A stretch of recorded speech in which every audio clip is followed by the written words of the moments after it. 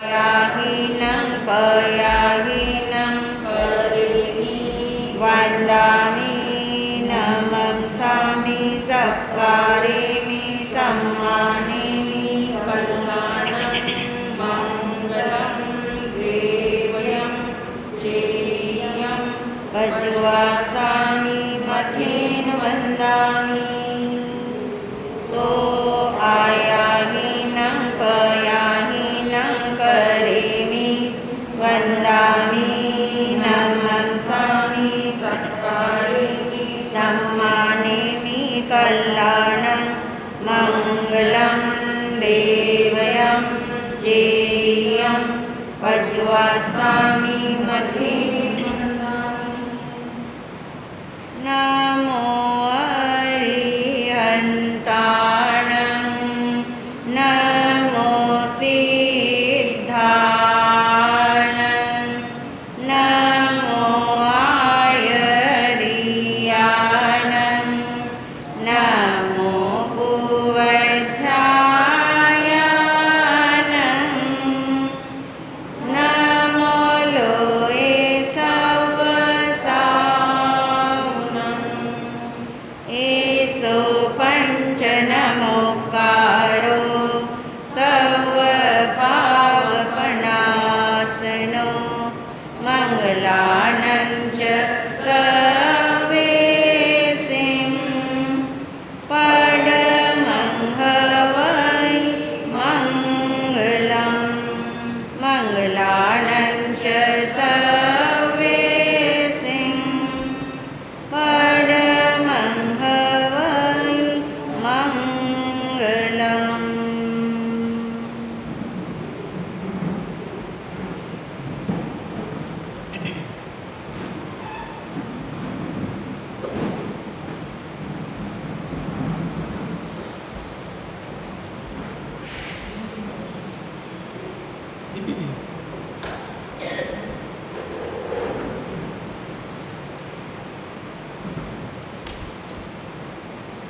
आत्मस्वरूप को ध्याने हेतु आंखें बंद करें।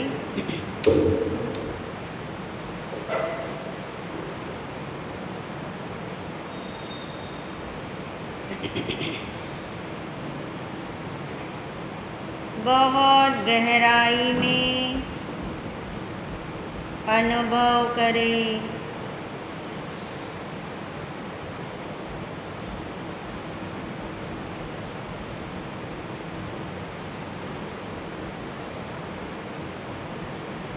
अपने होने का एहसास पक्का करें।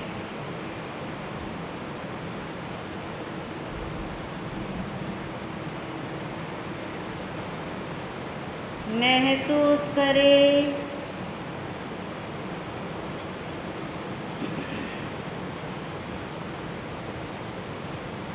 मैं आत्मा हूँ।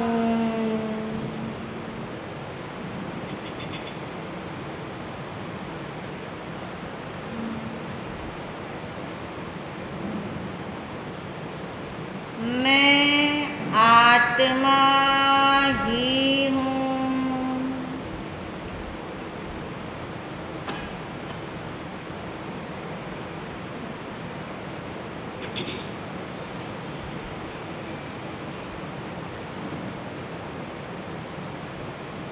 आत्मा के अलावा अन्य कुछ भी मैं नहीं हूँ।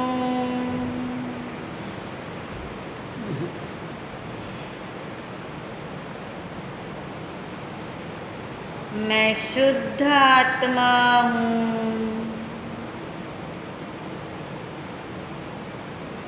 मैं शुद्ध आत्मा हूँ।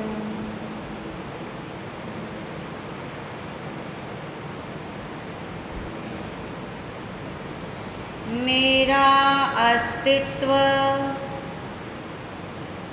किसी के कारण नहीं है। मैं स्वयं अस्तित्ववान हूँ। इसलिए मैं कल्पना जगत की वस्तु नहीं हूँ।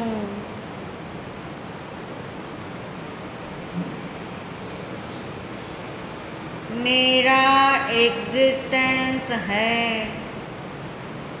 मैं इस देह के कारण नहीं हूँ।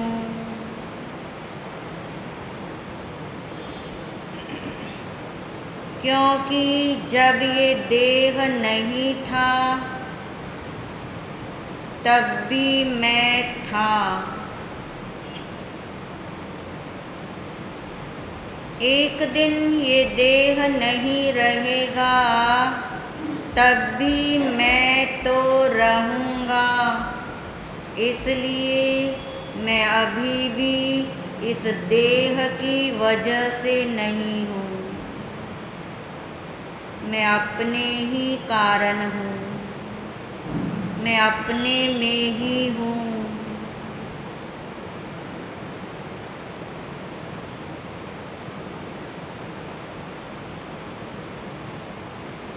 मैं कर्म की वजह से भी नहीं हूँ। जिस दिन कर्म समाप्त हो जाएंगे तब भी मैं तो रहूँगा।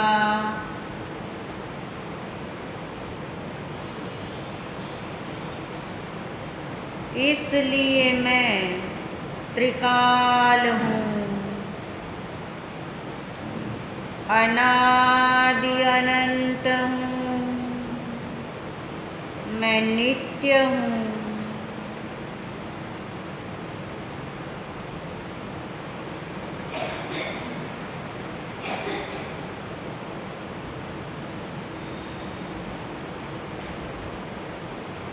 मैं इन आँखों से दिखाई देने वाला तत्व नहीं हूँ।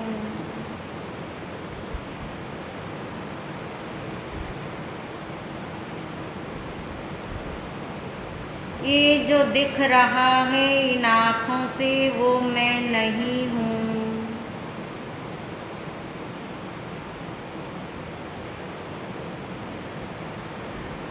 क्योंकि मैं अरूपी तत्व हूँ। मेरा रूप नहीं, रंग नहीं, गंध नहीं, रस नहीं, स्पर्श नहीं।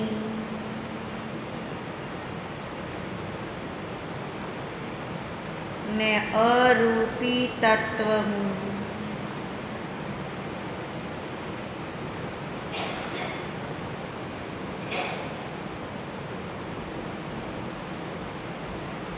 अनादि अनंत काल से कर्म के संग रहा, फिर भी मैं कर्म रूप नहीं हुआ, जड़ रूप नहीं हुआ।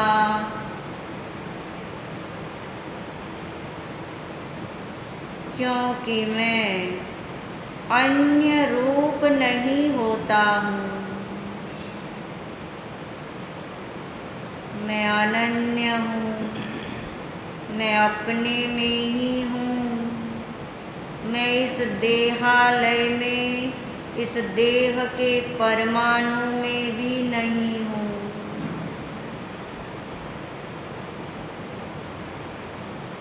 मैं देहवासी नहीं। मैं अनंत गुणों का घन पिंड हूँ। मैं अपने अनंत गुणों में ही रहता हूँ। मैं इन शरीर के परमाणु में नहीं हूँ।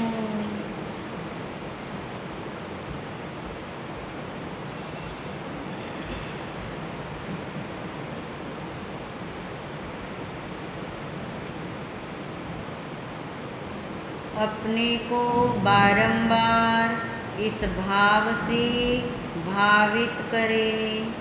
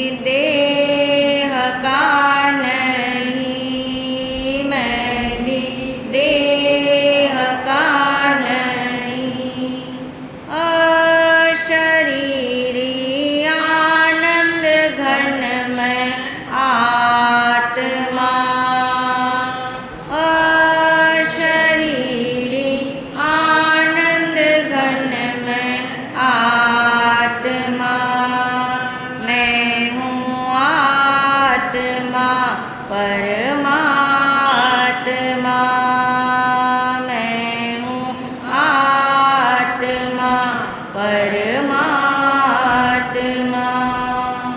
कोई कहे तू शरीरवासी, ना ना ना।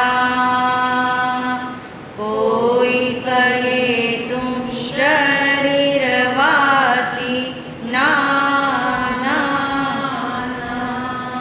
शिव सुखवासी अविनाशी, सहजानंदी आत्मा। शिव सुखवासी अविनाशी, सहजानंदी आत्मा। मैं हूँ आत्मा परमात्मा। मैं हूँ आत्मा परमात्मा। परमात्मा परमात्मा।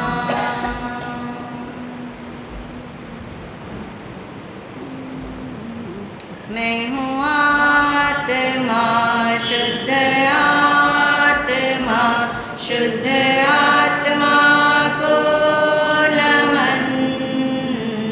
मैं हूँ आत्मा शुद्ध आत्मा, शुद्ध आत्मा की शरण।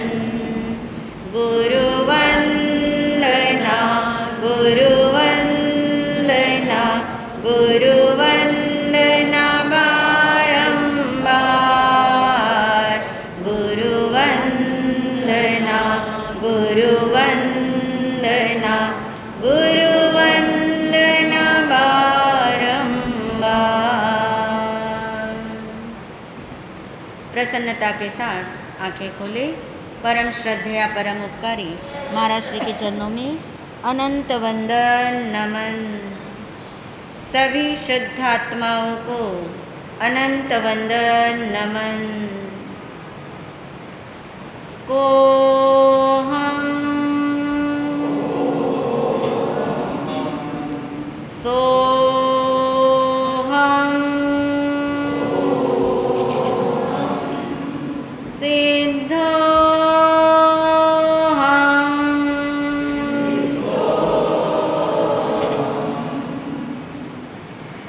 मैं सिद्ध भगवान जैसा ही शुद्ध आत्मा हूँ। ये मेरी कौन सी पहचान है? कौन सी पहचान है ये मेरी कि मैं सिद्ध जैसा ही शुद्ध आत्मा हूँ? ये मेरी कौन सी पहचान है? टेम्पररी पहचान है क्या? नकली पहचान है क्या? कौन सी पहचान है ये मेरी? त्रिकाल पहचान है। ये मेरी असली पहचान है। क्या? मैं सिद्ध भगवान जैसा शुद्ध आत्मा हूँ। मैं मनुष्य हूँ। ये मेरी कौन सी पहचान है? तात्कालीन पहचान है, वर्तमान कालीन पहचान है, संयोग वाली पहचान है, हमेशा रहने वाली पहचान नहीं है। जब तक आप मनुष्य जन्म में हैं तब तक आप कहेंगे मैं कौन हूँ? मनुष्य हूँ। मगर ये आपकी त्रिकाल पहचान नहीं है, इसलिए ये आपकी आईडी नहीं है। आज से आईडी बदलने वाले हो कि बदल चुके हो? बदल चुके। अच्छा, त्रिकाल मेरी पहचान क्या है कि मैं सिद्ध भगवान जैसा शुद्ध आत्मा हूँ। देखिए, जो पहचान आपकी नाम से चलती है, जो पहचान आपकी जाति से चलती है, जो आपकी पहचान आपके किसी के कारण से चलती है, वो पहचान असली पहचान नहीं है। इसलिए उसे क्या नहीं मानना? मैं नहीं मानना। जो असली में आप हो ही नहीं, उसको मैं मान के क्या करोगे? उसको मैं मानोगे तो एक दिन वो मैं क्या हो जाने वाला है? बदल जाने वाला है। तो जो मेरी त्रिकाल पहचान, त्रिकाल क्यों कह रहे? जब हम नरक और निगोद में थे तब भी हम कौन थे? शुद्ध आत्मा। किसके समान? सिद्ध भगवान समान। अभी भी इस समय हम कौन हैं? सिद्ध भगवान जैसे शुद्ध आत्मा। और कल को यदि सिद्धालय में चले गए तब भी हम कौन हैं? ये त्रिकाल पहचान है, ये मेरी त्रिकाल आइडेंटिटी है, ये मेरी आईडी है जो भगवान ने बता दिया। आत्मा स्वयं क्या है? परमात्मा। कौन सी आत्मा परमात्मा है? सभी आत्मा परमात्मा है। कौन सी आत्मा परमात्मा है? मैं परमात्मा हूँ। सभी में इतना इंटरेस्ट नहीं आता आपको, आपको तो आता ज़्यादा, सब में आता है। पर सब वाला इंटरेस्ट भी कायम नहीं रहता। थोड़ी देर आप इधर उधर देख लोगे, थोड़ी देर आप इधर उधर बातें कर लोगे, थोड़ी देर के लिए आप इधर उधर के घरों में चले जाओगे, मगर आपको आनंद, शांति, सुकून कहाँ आके मिलता है? अपने ही घर में आके मिलता है। इसी तरह से जो आपकी आइडेंटिटी जो भगवान ने बता दिया, तो किसके समान? सिद्ध भगवान जैसा शुद्ध आत्मा है, मगर हमें वैसा अनुभव में नहीं आ रहा। अभी सुनने में आ रहा है, अभी जानने में आ रहा है, सुनते सुनते भी अब कानों को थोड़ा अच्छा लग रहा होगा। पहले तो अटपटा भी लगता था कि ये क्या बात है कि हम अपने को क्या माने? शुद्ध आत्मा माने। मगर जो भगवान ने हमें पुकारा वो यदि हमारे अंदर में हकार के रूप में, स्वीकार के रूप में आ जाए तो एक दिन उसका क्या होगा? अनुभव भी संभव है। जैसे मान लीजिए किसी ने आपको पुकारा, कैसे पुकारेगा कोई आपको? आपके नाम से। किसी ने आपको आपके नाम से पुकारा, आपके नाम से आवाज़ लगाई, मगर आपको लगा कि शायद ही लगाई, या मुझे नहीं लगाई, या हो सकता है थोड़ी थोड़ी लगाई, पूरे आप कंफर्म नहीं हो, पूरा आपको निर्णय नहीं हो कि ये आवाज़ मेरे ही नाम से लगाई और किसे लगाई? मुझे ही लगाई। तब तक आप क्या नहीं बोलते? हाँ जी नहीं बोलोगे ना तब तक आप हाँ जी नहीं बोलते। ऐसे हमारे भगवान ने हमें पुकारा, क्या कह के पुकारा? शुद्ध आत्मा। किसके जैसा? सिद्ध भगवान जैसा। तो सिद्ध भगवान जैसा शुद्ध आत्मा है, ये भगवान ने हमें पुकारा और हमारे अंदर से अभी क्या नहीं आ रहा है? हाँ जी निकल रही। हाँ जी भगवान जैसा आपने कहा वैसे ही हम हैं। जब तक इसको कहते हकार, हाँ जी वाला जब तक हकार ना निकले, इसका मतलब अभी बात हमें पूरी समझ में आई नहीं। और उसको समझना इसलिए ज़रूरी है क्योंकि बात वहाँ अटक जाती है जहाँ भगवान ने जो कहा और हम जो दिखाई दे रहे, दोनों में मैच है कोई? सिद्ध भगवान जैसे आत्मा है और मैं जैसा आत्मा हूँ, हम दोनों में कोई भी मैच कहाँ दिखाई दे रहा है? और इसलिए हमारे अंदर से हाँ जी नहीं निकलता, यानी हकार नहीं निकलती। अंदर की ही हकार नहीं निकले तो मानने में तो आएगा ही नहीं जल्दी से, और अनुभव में आने का तो सवाल ही नहीं होगा। इसलिए हमें ये समझना होगा कि क्यों भगवान ने ऐसा कहा कि मैं सिद्ध भगवान जैसा हूँ, यही मेरी आईडी है। आत्मा का हित भी इसी में है कि जब तक हम अपने को क्या न माने, शुद्ध आत्मा न माने और मैच नहीं बैठता। कौन बीच में बाधा डाल रहा है मैच में? जैसे सिद्ध भगवान ऐसा मैं, ऐसा मुझे मानने में नहीं आता, क्योंकि बीच में बाधा क्या दिखाई देती है? कर्म दिखाई देते हैं। यानी भगवान, सिद्ध भगवान के पास तो कर्म नहीं है, शरीर नहीं है, राग द्वेष नहीं है, और मेरे पास तीनों चीज़ें हैं। कौन सी तीन चीज़ें हैं? शरीर भी है, राग द्वेष भी है और 8 कर्म भी है। फिर भी भगवान कहते तो किसके जैसा है? सिद्ध भगवान। अमेजिंग नहीं लगना चाहिए? आपको आश्चर्य नहीं लगता? आपको उल्लास नहीं आता कि ऐसी क्या मेरे अंदर खूबी देखी? कोई आपको वो बात बता दे जैसे आप दिख नहीं रहे हो।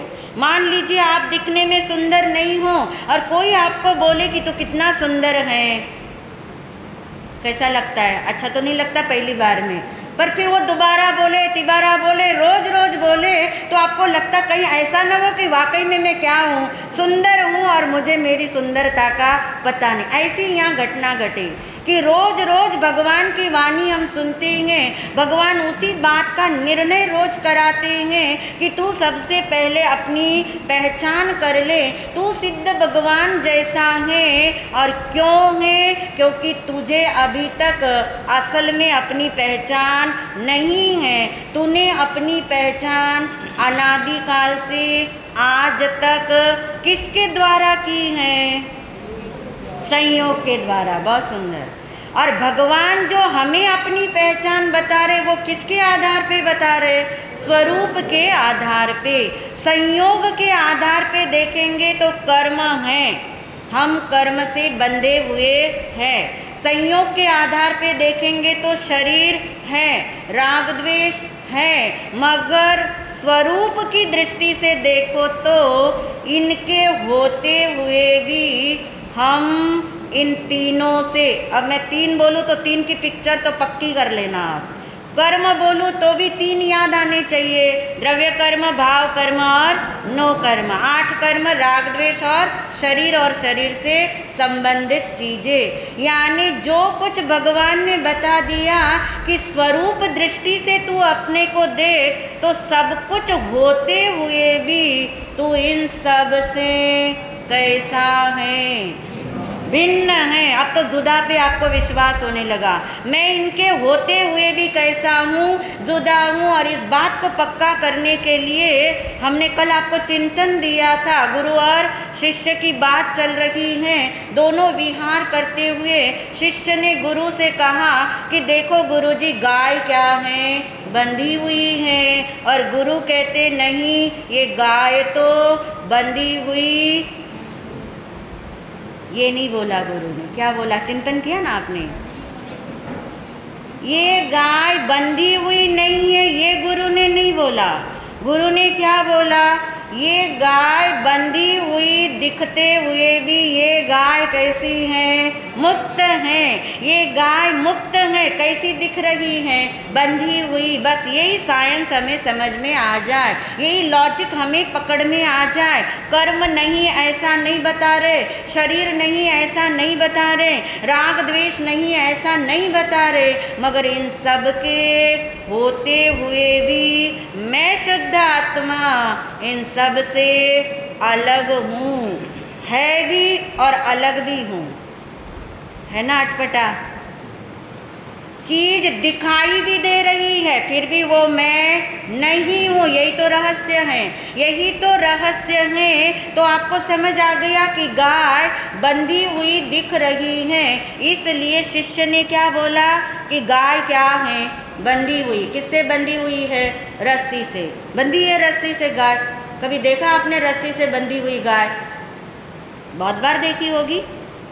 घबराना नहीं, देखी हो तो देखी हो बोलना, कोई बात नहीं। यदि गाय रस्सी से बंधी हुई है तो बंधी हुई है, मगर क्या बंधा है गाय का? कान बंधे हैं गाय के, आंख बंधी है गाय की, पैर बंध गए हैं गाय के, फिर क्या बंधा? गला बंधा है ना? बंधा है गला। नमित भाई, गंदा बंधा है, गला बंधा है। कभी देखना आप बंधी हुई गाय को, उसका गला बंधा हुआ होता तो घुट जाता उसका गला। गला भी बंधा हुआ नहीं है, बंधी हुई तो रस्सी है। गांठ कहाँ लगी है? गांठ कहाँ लगी है? रस्सी में लगी है। आपने अभी बोला कि गला बंधा है तो गले में गांठ लगनी चाहिए। गले में गांठ नहीं लगी, गांठ कहाँ लगी है? रस्सी में। रस्सी में गांठ लगी है। गले से लगी है क्या गांठ? कान से लगी है क्या गाय के? पैर से लगी है क्या गाय के? ऐसे दिखाई दे रहा है आपको? रस्सी से ही रस्सी की क्या लगी है? गांठ। पक्की बात है? ये तो मानोगे ना? ये तो आप बाहर में नज़ारा देखते हो, रस्सी ही रस्सी से बंधी है। बीच में गाय का गला है, बीच में गाय का गला है, रस्सी से ही कौन बंधा है? समझ आ रहा है ये लॉजिक? ये लॉजिक अपने अंदर घटाना। जो शिष्य देख रहा है कि गाय बंधी हुई है और गुरु कह रहे गाय बंधी हुई दिख रही है, मगर गाय बंधी हुई नहीं। यानी दो चीज़ें अलग है ना, दिखना अलग है, होना अलग है। जो होना है वो त्रिकाल है और वो जो दिख रहा है वो सदाकाल नहीं है। बोलने में ये आता है कि गाय बंधी हुई है, भाषा तो यही यूज़ करेंगे।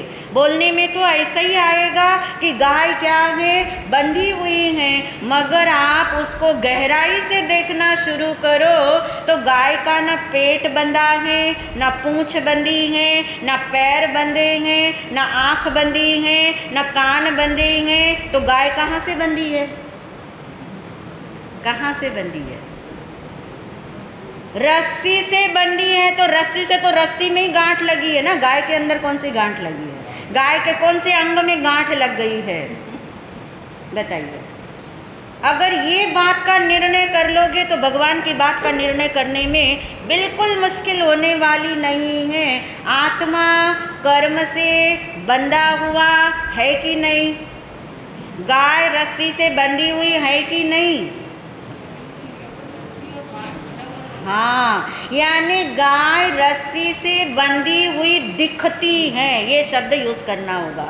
गाय रस्सी से बंधी हुई दिखती है, फिर भी गाय बंधी हुई नहीं है। अब दो अपोजिट सेंटेंस आपको डाइजेस्ट हो रहे हैं। गाय रस्सी से बंधी हुई दिखती है। दिखती तो है ना, दिखती का मतलब क्या होता है? संयोग। रस्सी का और गाय का क्या है? संयोग है। यानी वो रस्सी गाय रूप नहीं हो गई और गाय जो है वो रस्सी में नहीं चली गई। गाय का आँख कान तो क्या, गाय का एक भी पार्टिकल किसके अंदर नहीं प्रविष्ट हो गया? रस्सी में। और रस्सी का एक भी पार्टिकल किसके अंदर नहीं चले गया? गाय। तो फिर दोनों अलग अलग है कि नहीं? कहने में आएगा मैं कर्म से बंधा हुआ आत्मा हूँ, मगर मानने में क्या आना चाहिए? मैं कर्म से बंधा हुआ आत्मा दिखाई देता हूँ, मगर मैं कर्म से बंधा हुआ नहीं हूँ। जब तक ये मानने में नहीं आएगा तब तक 3 काल में भी कर्म की मुक्ति आपको मिलने वाली नहीं। ये स्वरूप है, ये स्वरूप है, ये अपनी आइडेंटिटी है, ये अपनी आईडी है। इसकी ही पहचान नहीं होगी तो आपको एक जगह से दूसरी जगह भी प्रवेश नहीं मिलता, तो मोक्ष में प्रवेश कहाँ से मिलने वाला है? इसलिए ये मानने में आए, जो मैच बिठाने अगर हम चले कि सिद्ध भगवान के पास कर्म नहीं और मेरे पास कर्म है, सिद्ध भगवान राग द्वेष रहित हैं और मैं राग द्वेष से सहित हूँ, सिद्ध भगवान के पास शरीर नहीं है और मैं शरीर सहित हूँ, तो क्या हो गया? कौन सी बड़ी बात है कोई बड़ी बात लगेगी? अब बड़ी बात, अभी तक कर्म का इतना भार लगता था, अब आपको भार नहीं लगेगा, क्योंकि आपको सीक्रेट पता लग गया कि मैं कर्म से बंधा हुआ होने पर भी मैं अबद्ध स्वरूपी हूँ। भगवान की भाषा का शब्द क्या है? अबद्ध स्वरूपी। बोल के देखिए। अबद्ध का मतलब, बद्ध यानी बंधा हुआ। मेरा स्वरूप ऐसा है, मुझे कोई बांध 3 काल में भी नहीं सकता, मुझे कोई 3 काल में भी बांध नहीं सकता। मुझे यानी मेरे स्वरूप को यानी मेरे अनंत गुणों में से एक भी गुण कोई घटा नहीं सकता, कोई बढ़ा नहीं सकता, कोई रिप्लेस नहीं कर सकता, कोई जुदा नहीं कर सकता। यानी मैं जैसा हूँ, मेरा स्वरूप जैसा है वैसा ही रहता है, इसलिए मैं अबद्ध स्वरूपी हूँ। यानी जैसे गाय के उदाहरण में आपको समझ आ गया कि गाय नहीं बंधी हुई है, कौन बंधा हुआ है? रस्सी बंधी का मतलब संयोग है, रस्सी के संयोग में उस समय गाय खड़ी है या बैठी है। ऐसे ये शुद्ध आत्मा अभी किसके संयोग में चल रहा है? शरीर के, कर्मों के, राग द्वेष के। वहाँ तो एक ही रस्सी है, यहाँ तो बहुत सारे संयोग हैं, यहाँ तो बहुत सारे संयोगों में हम चल रहे हैं। फिर भी भगवान कहते हैं कोई हर्ज नहीं है, तू अपने को अबद्ध स्वरूपी क्या कर सकता है, देख सकता है। अब आप देखिए, जो हमने बात शुरू की थी कि कर्म यानी कार्मन शरीर, कार्मन शरीर याद है ना आपको, क्या था कार्मन शरीर? कर्मों का गोडाउन। जो आपके कर्म स्टॉक में हैं, जो आपके कर्म प्रतिदिन बंद रहे हैं, जहाँ से कर्म उदय में आ रहे हैं, फिर कर्म बंद रहे हैं, ये सारा गोडाउन का नाम क्या है? कार्मन शरीर। ये कार्मन शरीर और ये आत्मा दोनों एक साथ दूध और पानी की तरह कैसे रह रहे हैं? घुले मिले रहते हैं। और ये घुले मिले रहने पर भी इनमें 3 बातें ऐसी हैं जो याद रखने जैसी हैं, जिसमें से हमने 2 बातें क्लियर कर दी थी। दूध और पानी एक मेक दिखते हैं मगर वे एक नहीं है, यानी अलग अलग हैं। वो एक मेक दिखते हैं मगर वे एक नहीं। ऐसे क्या घटाना है हमें? आत्मा और कार्मन शरीर दोनों दूध पानी की तरह घुले मिले दिखते हैं, घुले मिले रहते हैं, घुले मिले साथ साथ चल रहे हैं, मगर दोनों एक नहीं हो गए। दोनों कैसे हैं? अलग अलग। नंबर 2 हमने क्लियर किया था कि दूध का प्रवेश, दूध के परमाणु का प्रवेश किसमें नहीं है, और पानी के पार्टिकल किसमें नहीं चले गए? दूध में। इससे क्या निश्चित किया, निर्णय क्या करोगे कार्मन शरीर और आत्मा के बारे में? अनादिकाल से कार्मन शरीर आत्मा के साथ कब से है? अनादिकाल से। अनादिकाल से ये आत्मा कार्मन शरीर के साथ रहती हुई आई, मगर क्या नहीं हुआ? एक भी आत्मा का प्रदेश, एक भी आत्मा का गुण किसमें नहीं चला गया? कार्मन शरीर में। और कार्मन शरीर यानी कर्म, कर्म भी कितनी संख्या में है? ये 8 तो आपको समझाने के लिए भगवान ने बताए। कर्म कितनी संख्या में है? अनंत है। कर्म अनंत है। कार्मन शरीर अनंत का गोडाउन लेके बैठा है, मगर एक भी पार्टिकल कर्म का 3 काल में भी न गया न जाएगा। कहाँ? आत्मा के अंदर। फिर बताइए दोनों अलग अलग है कि नहीं? अब मानने में आएगा। मैं कर्म के साथ होते हुए भी कर्म से जुदा हूँ, क्योंकि मैं एक मेक हूँ इसके साथ, मगर मैं एक नहीं। इसका प्रवेश मेरे अंदर नहीं, मेरा प्रवेश इसके अंदर नहीं, इसलिए हम दोनों अलग अलग हैं। पॉइंट नंबर 3 में आपने चिंतन ये करना है कि कौन किसके कारण से है। कारण यानी बिकॉज, वजह। किसकी वजह से कौन है? आत्मा की वजह से कर्म है कि कर्म की वजह से आत्मा है? कौन किसके कारण से है? चलिए ये टफ लगता है, दूध पानी में चलिए। दूध और पानी को ले लीजिए। दूध पानी के कारण है या पानी दूध के कारण है?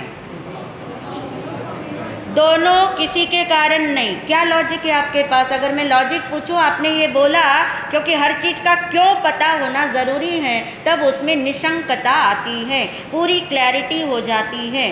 क्यों नहीं है दूध पानी के कारण, और क्यों नहीं है पानी दूध के कारण? दोनों कैसे हैं? घुले मिले हैं, एक साथ हैं।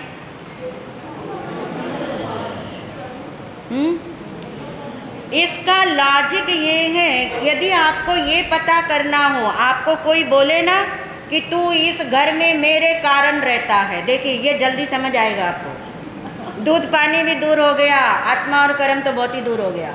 अब आपको कोई घर में बोले, आपका सदस्य बहुत नज़दीकी सदस्य है, जिगरी सदस्य है आपका, और वो आपको ये बोले कि देख तू इस घर में मेरे कारण रहता है, क्योंकि रजिस्ट्री किसके नाम है? मेरे नाम है। तू मेरे कारण से इस घर में रहता है। बोलिए कैसा लगता है? आप क्या बोलते हो उस समय? वो बोलो, क्या बोलोगे आप उस समय? कोई आपको नहीं कहता होगा ना, इसलिए आपको उत्तर नहीं मालूम। चलिए दूसरा कुछ ले। ये भी नहीं बोलना है आपको, हालांकि रोज इस चीज़ से आपका सामना होता है। आप उसे कहते हो मैं तेरे कारण नहीं हूँ, बोलते हो कि नहीं बोलते? किस लॉजिक से? तू अगर दुनिया से चला भी जाएगा ना तो भी मैं रहूँगा, मैं बहुत अच्छी तरह से रहूँगा। इसका मतलब क्या हुआ? मैं तेरे बिना भी रहता हूँ। मुझे रहने के लिए तेरी ज़रूरत नहीं, मुझे खाने के लिए तेरी ज़रूरत नहीं, मुझे कमाने के लिए तेरी ज़रूरत नहीं, मुझे दुनिया में रहने के लिए तेरे नाम के घर की भी ज़रूरत नहीं, मैं तो अपने कारण से रहता हूँ। ऐसे ही लॉजिक घटाइए। दूध भी ये बोलेगा पानी को, क्या बोलेगा, मैं तेरे कारण से नहीं हूँ, तू निकल जा मेरे अंदर से तो भी मैं तो रहूँगा। ये लॉजिक है। कोई किसी के कारण से यहाँ है ही नहीं। क्यों नहीं है? यदि दूध पानी के कारण से होता तो फिर दूध जो है, पानी को हटा दो पानी निकल जाएगा, तो दूध को भी निकल जाना चाहिए, क्योंकि वो किसकी वजह से था? पानी की वजह से। ऐसे ही घटा लीजिए पानी के साथ। अब चलिए आत्मा और कर्म के पास, अब आपको इजी लगेगा कौन किसकी वजह से है। आत्मा कर्म की वजह से है या कर्म रह रहे अनादिकाल से, वो बात ठीक है, पर वजह क्या है, कारण क्या है, तो वहाँ भी यही लॉजिक घटा दीजिए। क्या आत्मा कर्म के बिना रहेगा कि नहीं रहेगा? कहाँ रहेगा? सिद्धालय में। कितने काल तक रहेगा? अनंत काल। अनंत काल तक सिद्धालय में आत्मा कर्म के बिना रहता है। इट मीन्स क्या सिद्ध होता है कि आत्मा कर्म के कारण से नहीं है, मगर राग द्वेष के कारण से तो है। आत्मा राग द्वेष के कारण से है। जब राग द्वेष खत्म हो जाते हैं, कब खत्म हो जाते हैं राग द्वेष? जब केवल ज्ञान होता है। जब मोहनीय कर्म समाप्त होता है, केवल ज्ञान होता है, राग द्वेष जीरो हो जाते हैं, तब भी आत्मा रहता है कि नहीं रहता? रहता। यानी राग द्वेष के कारण से भी आत्मा नहीं, मगर इस शरीर के कारण से तो है ना। ये शरीर है तभी तक तो आप है दुनिया में। सिद्धालय तो बहुत दूर की बात पदम जी। ये शरीर अगर छूट गया तो दूसरे जन्म में भी आत्मा तो है।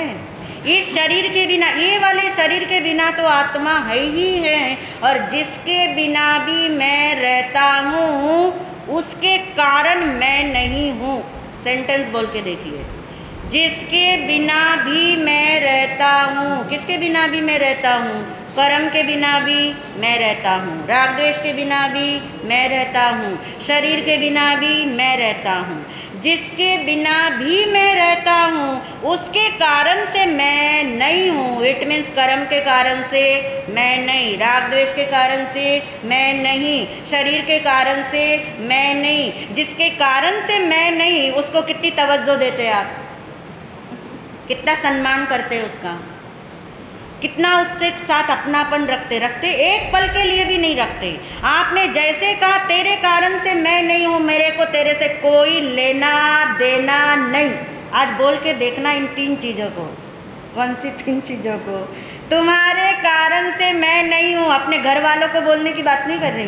तुम्हारे कारण से मैं नहीं हूँ, तुम्हारे यानी इन 3 के कारण से मैं नहीं हूँ। मुझे तुमसे कोई लेना देना नहीं। आप एक बार इनको फटकार के देखिए, ये दोबारा आपके नज़दीक आने का साहस भी नहीं करेंगे।